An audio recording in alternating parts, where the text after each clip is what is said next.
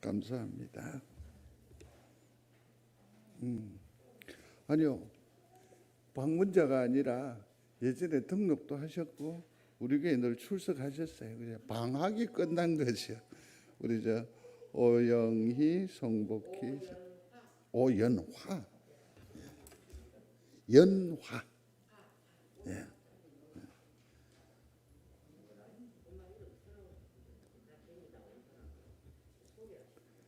예. 그래서 함께 하시고 다시 함께 하시게 된 겁니다. 주공일단지에 그저 계시는데 주의 이름으로 환영하겠습니다. 감사합니다. 예. 그리스도 안에서 오늘 화두로 삼는 말씀이기도 합니다.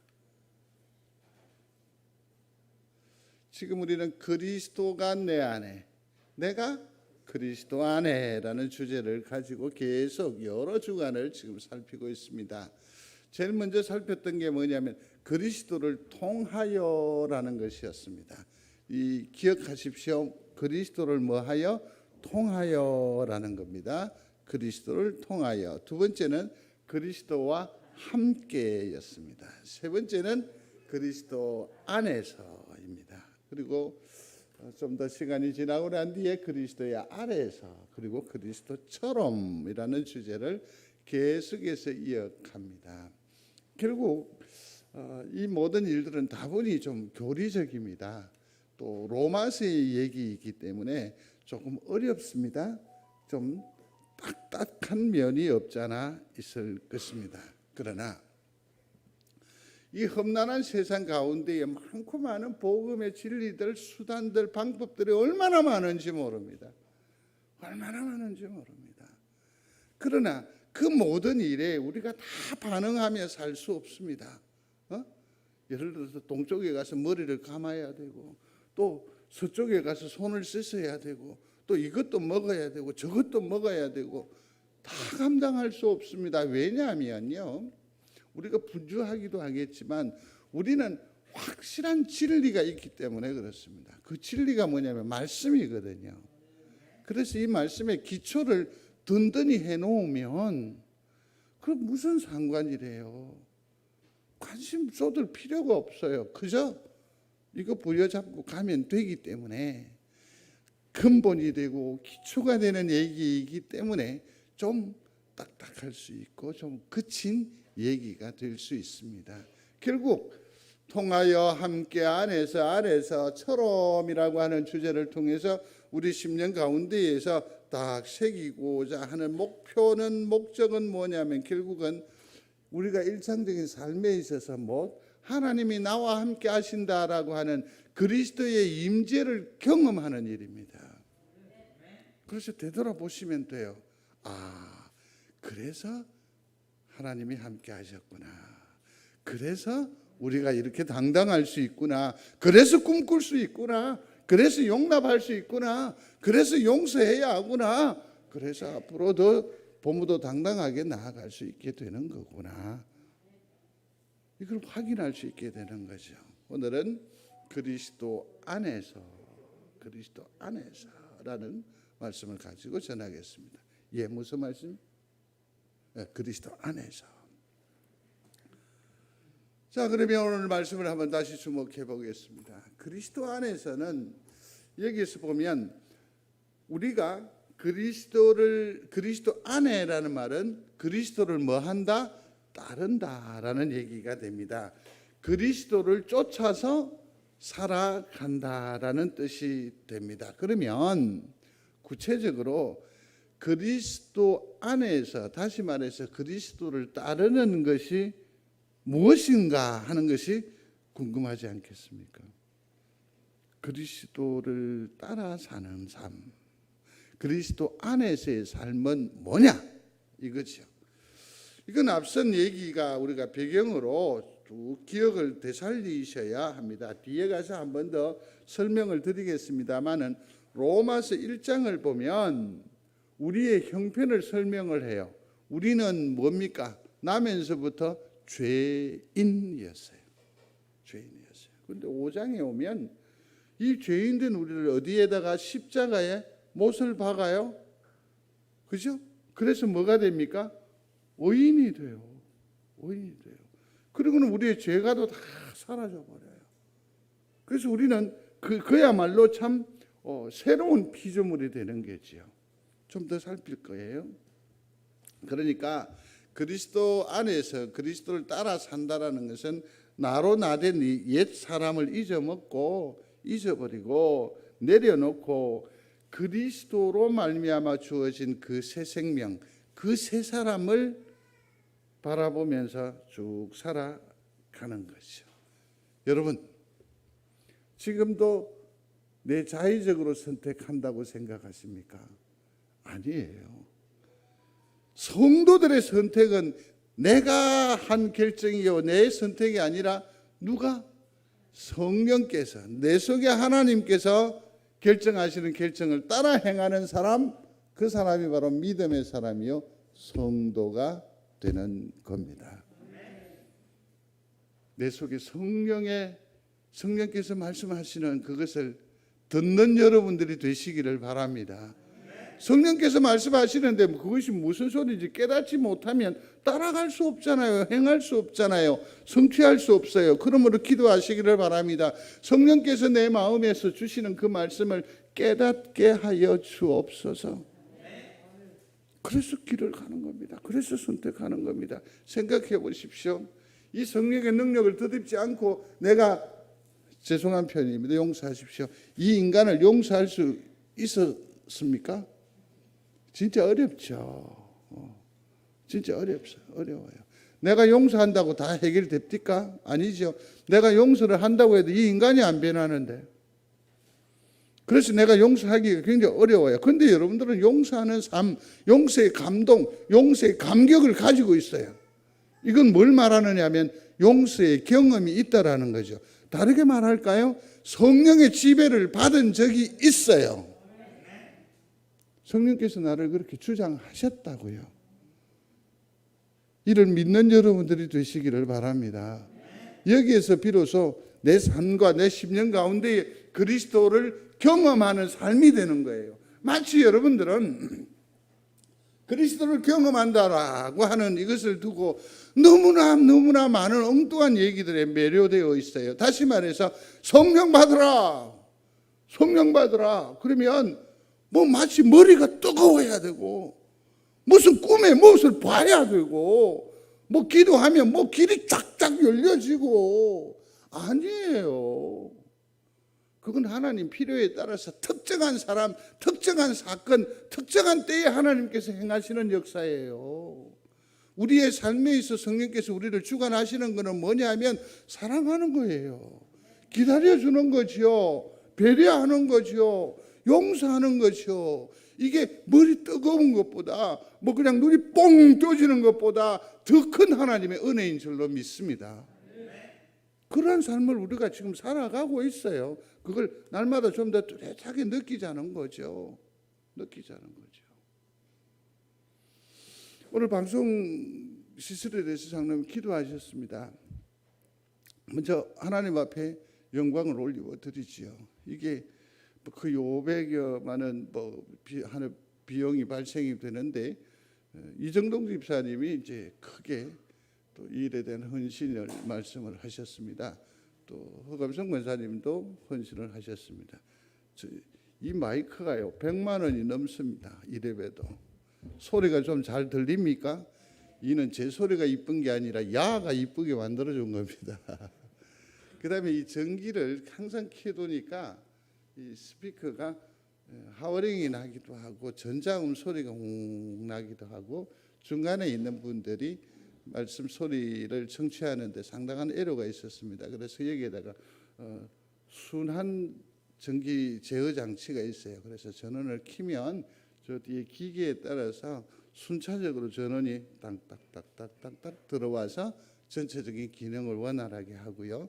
끄도 한꺼번에 폭 꺼지는 것이 아니라 아까 역순으로 딱딱딱딱딱 꺼져서 기계를 온전히 보존하고 또 고급스럽게 만드는 그 일을 위해서 또 김영곤 장로님 헌신을 해주시고 또 정 장로님은 시간 내서 교회 오셔서 또 밥도 사주고 지금 이 시간에 얘기하고 싶은 거는 우리 김영현 장로님, 가장이신데 직장인인데 꼬박 이틀을 여기에서 그 기술자 그 성격이 참 개박한 지도자거든요. 기술자가 김기호 목사입니다. 그 성격 다 맞춰가면서 이틀 내내 헌신을 해서 여기까지 이런 줄로 압니다. 하나님 앞에 정말 감사함을 드리고, 또 이것은 또 송정제일교회 한 최소한 20년의 미래적 자산이 되지 않을까 하는 그런 생각에서 너무너무 감사합니다. 이 일조차도 성령께서 행하신 일인 줄로 믿습니다. 이처럼 성령 안에, 예수 그리스도 안에서 일어나는 어떤 유익을 참 많이 설명할 수 있습니다. 오래 설명할 수 있을 것 같습니다. 그러나 단 4가지로만 축약해서 정리를 하려고 합니다. 몇 가지요? 4가지예요. 4가지. 근데 오늘 4가지 다 하면 매우 힘드실 것 같아서 오늘은 2가지만 살피겠습니다. 이게 황 목사가 낼 수 있는 가장 큰 혜택이 아니겠습니까? 2가지만 얘기하겠습니다. 자, 그 중에 첫 번째가 뭐냐면, 그리스도 안에 있으면 결코 뭐가 없다? 정죄함이 없습니다. 정죄함이 없습니다. 자, 이 말씀은 로마서 8장 1절로 4절에 나타나 있습니다. 자, 그 중에 1절 말씀입니다. 다 같이 읽겠습니다. 그러므로 이제 그리스도 예수 안에 있는 자에게는 결코 정죄함이 없나니. 아멘. 자, 여기 보면 그리스도 예수 안에 있는 자는 뭐가 없다? 결코 정죄함이 없다라고 아주 그냥 하나님께서 이 말씀을 통해서 단언하여 계심을 볼 수 있습니다. 그리스도 안에 있고 십자가로 말미암아 의롭게 된 자, 곧 우리에게 주시는 축복은 더 이상 정죄함을 받지 않는다라는 얘기입니다. 믿으시면 아멘. 정죄함을 받지 않습니다. 정죄함을 받지 않습니다. 로마서 1장에 우리의 죄에 대해서 지적을 해줬는데, 거기 그러나 오늘 본문에는 보면 그러므로 이제 그러지 않았겠습니까? 그러니까 이 이후로는 절대로 우리를 죄 있다, 또 우리 스스로 뭡니까? 죄책감 때문에 괴로워할 필요가 없다라는 얘기입니다. 이 사실을 믿으시면 아멘. 믿으시면 아멘. 자, 왜 그럼 이처럼 정죄함이 없는 우리의 이런 당당함을 우리가 주장할 수 있느냐 하는 것이 문제일 텐데요. 그러면 한번 더 구체적으로 살펴보겠습니다. 우리가 정죄함을 받지 않아요. 이 말은 뭘 말하느냐면 하나님께서 우리를 거절하지 아니하신다는 얘기입니다. 다시 한번, 하나님께서 우리를 뭐하지 아니하신다? 거절하지 아니하신다. 죄 때문에 우리를 절대로 싫어하거나 거부하거나 우리를 되돌리지 아니하신다라는 얘기입니다. 이것을 어떻게 설명을 드릴 수 있을까요? 가족의 개념으로. 예를 들어서 가족은 가족이 웬만한 허물이라고 할지라도 그것은 상처이고 또 척은함이지 그것이 가족으로서 맺혀야 되고 버려야 할 이유는 절대로 아니잖아요. 하나님 마찬가지, 우리를 한 식구, 한 가족으로 인쳐 주셨음을 믿습니다. 이게 바로 구원의 역사이거든요. 그래서 우리는 이 가족의 개념으로 이해하면 됩니다. 그리스도로 말미암아 우리는 하나님의 가족으로 태어났습니다.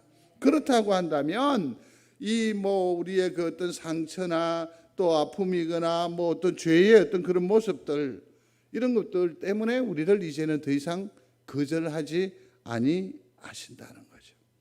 그러므로 성도 여러분, 십자가와 함께 못 박으셨습니까? 나를? 그렇다고 한다면 이제는 하나님 앞에 담대하게 나아가는 여러분들이 되시기를 충심으로 소원합니다. 근데 여기서 중요한 포인트를 놓치면 안 돼요. 돌아가는 거예요. 어디로 가야 돼요? 돌아와야 가정이잖아요. 머물러 있어야 가정이잖아요. 식구잖아요. 그죠? 그래서 늘 하나님께로 돌아가야 돼요. 늘 예수 그리스도에게로 돌아가야 돼요. 이 안에서 하나님께 따지십시오. 외람된 표현입니다. 악다구니 하십시오. 하나님께 떼쓰십시오. 그리고 여기서 치료되어지고 회복되어져서 또 하나님의 그 사명의 자리인 일자리로 나가는 거예요. 나가는 거예요. 교회는 충전소입니다. 교회는 주유소입니다. 교회는 주차장이 아니에요. 그냥 여기 와서 웅하니 앉아있다 가는 곳이 아니라니까요. 아무 생각 없이 그냥 머물러 있는 데가 아니라는 거예요. 교회는 주유소예요. 영으로 채워져 가야 되고 진리로 채워서 나아가서 쌩쌩 운행해야 돼요. 여기는 충전소란 말이에요. 성정 제1교회는 주유소입니다. 충전소입니다. 그래서 나아가 역사하는 거예요. 역사하는 거예요. 왜? 하나님이 우리를 거절하지 아니하시기 때문이지요. 이를 믿는 성도가 되시기를 중심으로 소원합니다. 또 두 번째로는 뭐냐면 정죄를 받지 않는 삶이라는 것은 뭘 말하느냐? 두 번째는 뭐냐면 죄송합니다. 형벌이 없다라는 겁니다. 그것도 영원히 없다라는 거죠. 영원히 없다. 근데 우리가 일상적 삶을 살다 보면 죄를 짓기도 하지요. 넘어지기도 합니다. 자빠지기도 합니다. 그러니까 여기서 형벌이 없다라는 것은 우리 가운데 영원히 뭐 죄가 없다, 그러한 어떤 얘기는 아닙니다. 하나님께서 우리에게 이 교훈을 주시기 위해서 한시적으로 환난을 주시기도 합니다. 그러나 분명한 게 있습니다. 그게 뭐냐면 우리의 넘어짐과 자빠짐으로 인해서 이 죄로 말미암아서 하나님께서는 우리를 벌하시지 아니하신다. 좀 더 자극적으로 말하면 죽이지 아니하신다. 믿는 여러분들이 되시기를 충심으로 소원합니다. 같이 읽어보겠습니다. 이 말씀은 요한복음의 말씀입니다. 내가 진실로 진실로 너희에게 이르노니 내 말을 듣고 또 나를 보내신 아들을 믿는 자는 영생을 얻었고 심판에 이르지 아니하나니 사망에서 생명으로 옮겼느니라. 아멘. 예수를 믿으시면 아멘. 그가 나의 구주 되심을 믿으시면 아멘. 그러면 나는 사망에서 어디로 옮겼다? 생명으로 옮겼다. 믿습니까? 약속하신 거예요. 이 말은 뭘 근거로 한다고요? 하나님께서는 절대로 우리를 뭐하시 아니하신다, 벌 주지 아니하신다라는 이 위대한 교리를 근거로 해서 선언할 수 있는 겁니다. 나는 그러므로 하나님 앞에 새 생명을 얻었습니다. 나는 새 피조물입니다. 나는 하나님의 형상이요, 하나님의 형제요, 하나님의 가족임을 믿습니다. 이게 오늘날 우리의 필요한 고백이요, 노래가 되는 거죠. 그럼에도 불구하고 우리의 삶에 있어 죄의 흔적이 좀 있습니다. 이건 참 얘기하고 싶지 않은 얘기인데 교회 안에 들어오면 그렇게 눈물이 많아요. 그리고 또 우리의 기도를 유심히 이렇게 살펴보면 한 주간 저 양반이 도대체 어떻게 살은 거야? 라는 생각이 들 정도로 그냥 잘못했다는 죄의 회개의 기도가 너무너무 많아. 그죠? 그러니까 어떤 의미로 보면 세상에서 우리가 그만큼 치열했다는 얘기이기도 하겠지만 우리의 삶에 있어서 실패의 경우도 굉장히 많이 있다라는 거죠. 그런데 우리에게 죄가 없다, 죄책감을 느낄 필요가 없다, 그렇게 말할 수 있느냐는 거죠. 그렇게 말할 수 있습니까? 그래서 여러분 가운데에서 나는 의인입니다 고백할 수 있겠습니까? 한번 해보세요. 나는 의인입니까? 의인이십니까? 자신이 없어요. 자신이 없어요. 하나님 앞에 나는 의인입니까? 라는 이 물음 앞에 톡 서보니까 온몸이 그냥 상처투성이고 먼지투성이고, 그러니까 자신이 없는 거예요. 자신이 없는 거예요. 성도 여러분, 아시기를 바랍니다. 수렁에 빠져 건지움을 받아도 내 식구인 건 맞죠? 그가 아무리 유랑방탕했지만 그는 내 아들인 건 맞죠? 희대의 탈옥범 누구죠? 옷을 아주 화려하게 입었던 신창원, 전국이 바들바들 떨지 않았습니까? 얼마나 두려웠습니까? 그 시대의 신드롬이었습니다. 짓궂죠? 기자들이 아버지를 찾아가서 인터뷰했다는 거 아닙니까? 얼마나 마음이 괴로웠겠어요. 그죠? 뭐라고 말해야 되겠습니까? 그럼에도 불구하고 그 아버지는 이 흉악한 그를 향하여 뭐라고 말합니까? 내가 지금 기도한다고, 기다린다고, 제발 자수하라고. 그에게는 흉악범이 아니라 그에게는 뭡니까? 또 다른 기회가 필요한 아들이란 말이에요. 아들. 내 아들이 흉악범이 되었는데 여러분들 포기하시겠어요? 하나님은 절대로 포기하지 않으세요. 나를, 우리를 포기하지 아니하십니다. 근데 죄 가운데 있다 손치더라도 하나님은 우리를 의인으로 인쳐줘요. 의인으로 뭐 한다? 부른다. 의인으로 인정한다. 그것을 두고 뭐라고 하느냐면 칭의라고 해요. 칭의. 한번 읽어보십시오. 뭐라고 한다고요? 칭의라고 하는 거죠. 칭의라고 하는 거죠. 스가랴 3장에 보면 이 얘기가 나올 건데 그건 조금 이따가 말씀을 드려볼게요.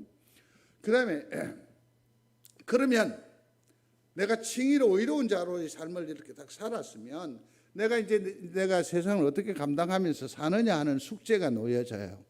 성도 여러분, 내 마음대로 됩니까? 사라집니까? 잘 안 사라져요. 근데 여기에 힌트가 있어요. 2절의 말씀이 있는데 같이 읽습니다. 이는 그리스도 예수 안에 있는 생명의 성령의 법이 죄와 사망의 법에서 나를 해방하였습니다. 아멘. 지금까지 우리를 주장해왔고 인도해왔던 그게 있어요. 그게 뭐냐면 죄와 사망의 법이라는 거예요. 이건 율법이라는 거죠. 율법이라는 거예요. 또 하나의 법이 나오는데 오늘 본문에 나와 있죠. 두 번째 줄에 보면 생명의 성령의 법이라고 했는데 생명의 성령의 법이 있어요. 법이 있어요. 이런 얘기가 어떨까요? 중력의 법칙이라는 것이 있습니다. 사과나무에 있는 사과가 어디로 떨어져요? 밑으로 떨어져요. 제가 돔닫기에서 옛날에 체력장 검사할 때 달려와가지고 푹 뛰는 거 있잖아요. 멀리 뛰기. 뛰어와서 멀리 뛰기 하는데 친구가 내기를 했어요. 그때도 제가 똥똥했거든요. 근데 얘가 옆에 있는 애에게 배팅을 하는 거야. 나는 얘가 이긴다고 봐. 한열이 진다고 한 표. 뭐 이렇게 얘기가 되는 거죠. 난 제법 뛸 줄 아는 사람인데. 그래서 물었죠. 야, 니 어째서 내가 진다고 생각하는데? 니는 무거워서 떴다 하면 가라앉는다는 거지. 무겁기 때문에, 똥통하기 때문에 하면 바로 그냥 내 떨어진다는 게 이게 중력의 법칙 아닙니까? 중력의 법칙이에요. 근데 여러분 한번 생각해 보십시오. 중력의 법칙보다 좀 더 강력한 법칙이 있으면 모든 물체가 다 떨어지는데 어떻게 공중으로 띄울 수 있을까요? 없을까요? 비행기는 왜 떠요? 중력의 법칙보다 더 강력한 법칙이 있으면 돼요. 그걸 뭐라고 하느냐면 공기 역학의 법칙이라고 하는 거예요. 공기의 저항이라서 앞으로 못 나가는데 이 저항을 넘어서는 공기의 역학 법칙에 따라서 이것이 강력한 추진으로 인해서 떠요. 마찬가지로 죄와 사망의 법, 곧 이 율법은 뭐냐면 정죄하지 않게 해요. 정죄를 해요. 그리고는 죄를 없이 하지는 못해요. 그리고 결국 요구하는 게 율법은 뭐냐면 죽음이에요. 죽음. 이건 그냥 법칙이에요. 사람들은 다 세상에 다 나면 나중에 뭐 해요? 죽어요. 이 절대적인 원칙이에요. 그러나 이것을 초월할 수 있는 법을 예수 그리스도가 우리에게 주셨다라는 것입니다. 믿습니까? 이게 뭐냐면 바로 생명의 성령의 법이라는 거죠. 이거는 죄를 없애고 뭘 준다? 생명을 주는 거예요. 생명을. 그러면 우리는 누구의 지배를 받아 사는 것이 맞아요? 율법의 지배를 받는 게 맞습니까? 성령의 지배를 받는 게 맞습니까? 성령의 지배를 받으면 당연히 뭐를 얻게 됩니까? 새 생명을 얻게 되는 거죠. 성령을 사모하는 성도가 되시기를 바랍니다. 성령을 마음에 못 보듬고 사는 여러분들이 되시기를 충심으로 소원합니다.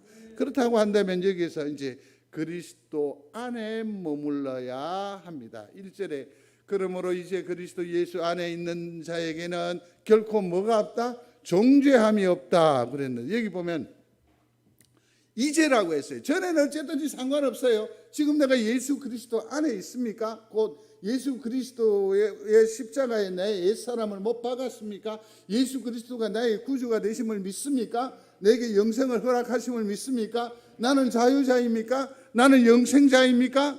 나는 성도입니까? 성도라고 한다면 이제는 예전의 것에 연연할 거 없어요. 이제는 달라요. 이제는 뭐가 없다? 정죄함이 없다. 여기에서 확정적으로 말해요. 3절로 넘어가 보면 이 일을 누가 하셨다? 마침내 하나님께서 하셨다. 우리가 뭐 어떤 논리나 또 어떤 머리에 생각을 가지고 만들어내는 얘기가 아니라 우리를 이렇게 만드신 이는 하나님이십니다. 이걸 믿으셔야죠. 하나님이시라는 거죠.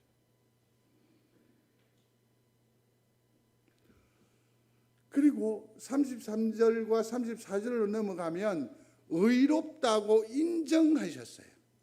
의롭다고 인정했었어요. 그리고 이 말은 뭐냐면 하나님께서 마침내 그 일을 이루시고 이제는 뭡니까? 이미 우리를 그러한 사람으로 뭐 한다? 예우한다는 얘기예요. 이제 묻습니다. 여러분들은 하나님 앞에 의인이십니까? 다시 설교를 해야 되는데 제가 한 번만 더 묻겠습니다. 하나님 앞에 의인이십니까? 그럼요. 스가랴 3장에 보면 하나님의 심판대에 제사장 하나가 끌려옵니다. 네 이름이 뭐고? 그랬더니 여호수아라고 하는 대제사장입니다. 그런데 사탄이 와서 이를 고발합니다. 고발을 합니다. 옷이 더럽다고 피칠갑이 되어 있고 엉망진창이 되어버린 거예요. 이 세상의 삶을 감당해 오느라 그는 너무 남루해져 버렸습니다. 너무 찌들어져 버렸습니다. 고소 고발하니까 하나님께서 뭐라고 얘기하시던가요? 오호, 이 사람은 내 사람이다. 성도 여러분, 사단이 우리를 공격할 때, 우리가 어떤 궁지에 몰려 있을 때, 심판의 자리에 있을 때 하나님께서 나를 향하여서 이 집사는 내 거야. 권사님 중에도 하나 넣어야죠. 오 권사님은 내 편이야. 얼마나 큰 은혜예요. 그리고 보기가 그러냐? 피 묻은 옷을 벗기고 뭐 했습니까? 새 옷으로 갈아입히셨어요. 새 옷으로 갈아입히셨어요. 사랑하는 성도 여러분, 그 여호수아가 누구를 지칭하느냐? 나와 우리를 지칭하는 줄로 믿습니다. 주님께서 뭐라고 하시느냐면 오호, 다른 얘기 필요 없고 이 사람은 내 사람이고 이 사람은 내 형제요, 내 가족이요, 내 아들이요, 내 딸이요. 믿는 여러분들이 되시기를 충심으로 소원합니다. 그러므로 그리스도 안에 머물러 있는 그 자체로도 뭐 우리는 하나님의 것이 되는 거죠. 하나님의 것이 되는 거죠. 사랑하는 성도 여러분, 세상을 살다 보면 좌충우돌할 수밖에 없습니다. 그래서 죄에서 좀 자유로울 수 있었으면 좋겠는데 우리에겐 그런 능력이 없습니다. 그럼에도 불구하고 우리는 죄에서 자유하시기를 바랍니다. 왜냐하면 성령께서 나를 내 속에 내주하여 계시고 나를 조정해 운전해 주실 줄로 믿는 믿음으로 하나님께서 나를 의인이라 하셨으니까 이 땅 위에서 자유민으로 사시는 여러분들이 되시기를 바랍니다. 예수 믿는 사람 함부로 죄 짓지 못합니다. 수렁통에 앞에 가면 덜커덕 겁이 나지요. 여러분 소심한 게 아닙니다. 성령의 법이 나를 그렇게 만들었습니다. 죄를 미워하게 하고 죄에 떨게 하고. 사람들은 소심하다 말하는지 모르겠지만 아니요. 이게 성령의 지배를 받는 삶입니다. 또 서로 그 무리 가운데에 있어도 그냥 양심의 가책 때문에 죄송합니다. 그게 입에 달지 않다고 고백하더라고요. 자기를 변명하는 것 같고 자기의 삶을 핑계하는 것 같이 들려질는지 모르겠지만 저는 그렇게 생각하지 않습니다. 성령께서 그 심장 가운데에서 딱 붙들어 있으니까 어떤 삶의 어떤 필요에 따라서 어쩔 수 없이 자기의 그 모습이 무너지고 깨어지고 리그러지지만 내가 생각해도 도무지 마음에 들지 않지만 분명한 사실은 그 인생에 그가 성도이기 때문에 하나님께서 간섭하시는 줄로 믿습니다. 그래서 저 사람이 한잔하는 거 내가 봤다. 시비하지 마십시오. 하나님이 괜찮다 하는데 왜 사람들이 이렇다 저렇다 말해요? 왜 사람들 이런저런 말에 흔들린단 말입니까? 성적제일교회 목사는 한잔하는 것을 권하는 겁니까? 아니지 거 아시죠? 그들의 마음은 곧 하나님의 마음으로 관점으로 보라는 얘기죠. 그러므로 성도 여러분, 그리스도 안에 머물기를 몹시도 애써 사는 우리 귀한 성도들이 되시기를 주의 이름으로 축복합니다. 축복합니다. 제가 두 가지로 하려고 했는데 시간이 넘어가서 국수가 퍼지면 안 될 것 같아서 할 수 없어서 여기서 말문을 닫겠습니다.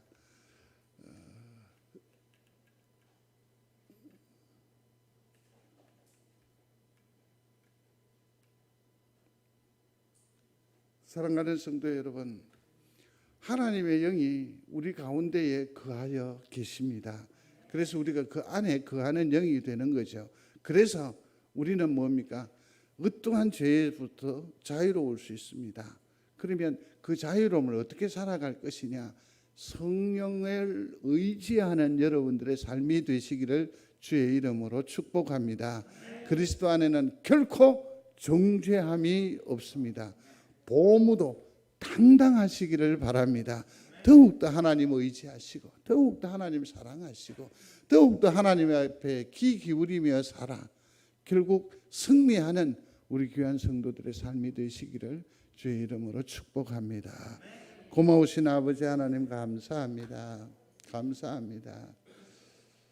주께서 우리를 죄 없다 하시고 의인 삼아 주셨사오니 날마다 하나님 앞에 감사하며 세상에 대해서는 담대하게 복음을 증거하는 믿음의 사람들 되게 하여 주시옵소서. 예수님 이름으로 기도드리옵나이다. 아멘.